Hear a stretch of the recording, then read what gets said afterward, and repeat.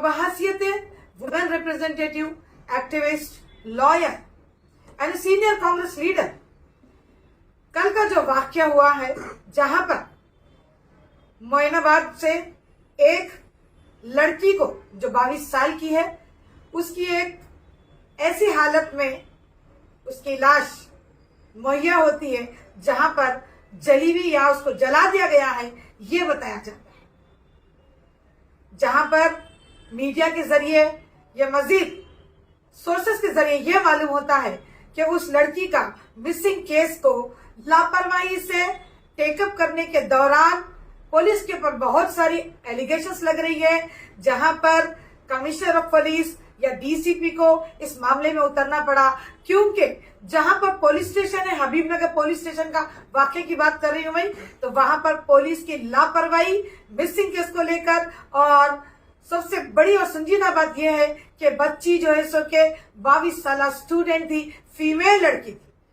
तो बहुत ही संजीदा तौर पर इसको लेकर यानी कि इमीडिएट एक्शन में होना चाहिए था, लेकिन कहा यह जा रहा है कि बहुत बेतुके से यानी कि एक बहुत ही इर्रेस्पॉन्सिबल तरीके से वहां के पुलिस ऑफिसर जवाब दिए हैं कि उसी दौरान अचानक 4 दिन के बाद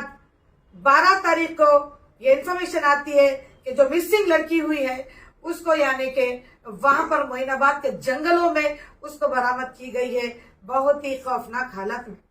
और ऐसे वाक्य में यहाँ पर दोहराना चाहूंगी कि 8 दिन पहले भी एक ऐसा ही वाक्य आता है बल्लागुड़ा ओल्ड सिटी के हुदूद में, जहां पर 13 साल की स्कूल स्टूडेंट्स को उसी के स्कूल के तुलबात लेकर जाकर किडनैप कर कर उसका रेप कर देते हैं, इससे साल होता है। तो ऐसे आए दिन मामला है। इसके अलावा भी जहां पर हम अगर वुमेन की सेफ्टी और प्रोटेक्शन की बात करते हैं, वुमेन्स के साथ इंसाफ की बात करते हैं, जहां पर आज बीजेपी सरकार हुकूमत में होते हुए बहुत सारे ऐसे वाक्य हम नेशन वाइड देखते हैं, और उसी तरीके से जब बीआरएस पार्टी की हुकूमत थी, बहुत सारे ऐसे वुमेन्स के ऊपर ऐसे हालात पेश हो रहे थे जहां पर तशद्दुद को लेकर हो या रेप हो या गैंग रेप हो, बहुत सारे ऐसे हालात थे, लेकिन आज तक भी उन लड़कियों के साथ इंसाफ नहीं हो रहा है। तो बहुत ही अफसोस की बात है। तो मैं यहाँ पर बहैसियत वुमेन एक्टिविस्ट मैं ये कहना चाहूंगी कि जहां पर पुलिस महकमे में मौजूद है, पुलिस डिपार्टमेंट या तमाम पुलिस ओहदेदारों को सीरियसली जब भी एक वुमेन अपनी अर्जी लेकर, अपना कंप्लेंट लेकर अगर पीएस को आती है, तो आपका इमीडिएटली अव्वलीन फरीजा होना चाहिए कि उसको बिठाकर एक वुमेन कांस्टेबल को आप अरेंज कर कर उसकी तमाम तफसीलात को लेने की यहाँ पर जरूरत है, ताकि वुमेन्स के हो रहे crime against women and girl child को हम रोका जाए। दूसरी तरफ शी टीम तकाजा करती है, दावा करती है, पुलिस महकमे दावा करते हैं कि हर जगह सीसीटीवी फुटेज लगा दिया गया है और क्राइम को रोकने के लिए बहुत सारा क्रॉस ऑफ रुपीज का पैसा खर्च हो रहा है, लेकिन नतायज 0 लेवल पे। मैं यहाँ पर सरकार के खिलाफ तो नहीं जाना चाहूंगी, क्योंकि सरकार ट्रांसपेरेंसी और अकाउंटेबिलिटी के साथ काम करने का वादा कर चुके हैं हमारे सीएम रेवंत रेड्डी साहब, जो कि हमारे तेलंगाना बनने के बाद ये दूसरे सीएम है।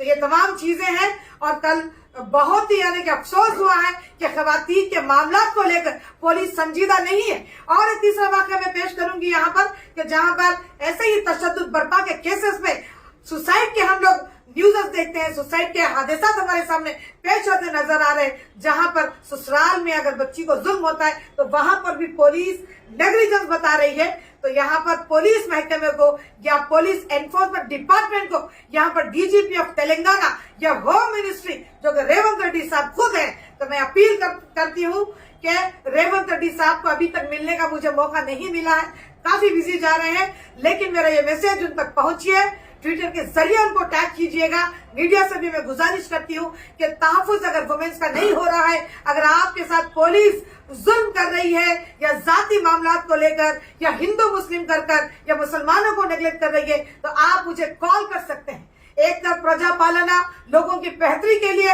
यानी कि मजीद यानी कि लाखों की तादाद में एप्लीकेशन रिसीव हो रहे, लोगों की बेहतर जिंदगी के लिए यानी कि सरकार कुछ करना चाहती है अपने वादे के तहत, लेकिन दूसरी तरफ औरतों का या खवातीन का या महिलाओं का तहफ़्फ़ुज़ भी बहुत ही जरूरी है। अगर फैमिली में इस तरीके से क्राइम को अगर हम नहीं रोके सोसाइटी में, तो हमारा वेलफेयर 0 लेवल का हमें समझ में आता है। लिहाजा पुलिस डिपार्टमेंट को चाहिएगा कि उनके ओहदेदारों को सख्त से सख्त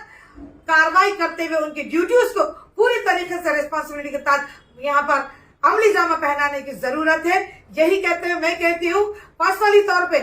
नामपल्ली कॉन्स्टिट्यूशन से शिराज खान आपके साथ है। शिराज फाउंडेशन को आप कॉल कर सकते हैं। अगर जब भी आपको पुलिस अगर आपको रिस्पांस नहीं देती है या पुलिस दोहरा सलूक करती है, अगर आपके साथ अच्छी बात नहीं करती है, नाइंसाफी करती है, तो आप मुझे कॉल कीजिएगा। मेरा नंबर है 9346877685। Women activist, lawyer and A Congress leader. Thank you. Hey there. Subscribe to my channel. And also press this bell icon.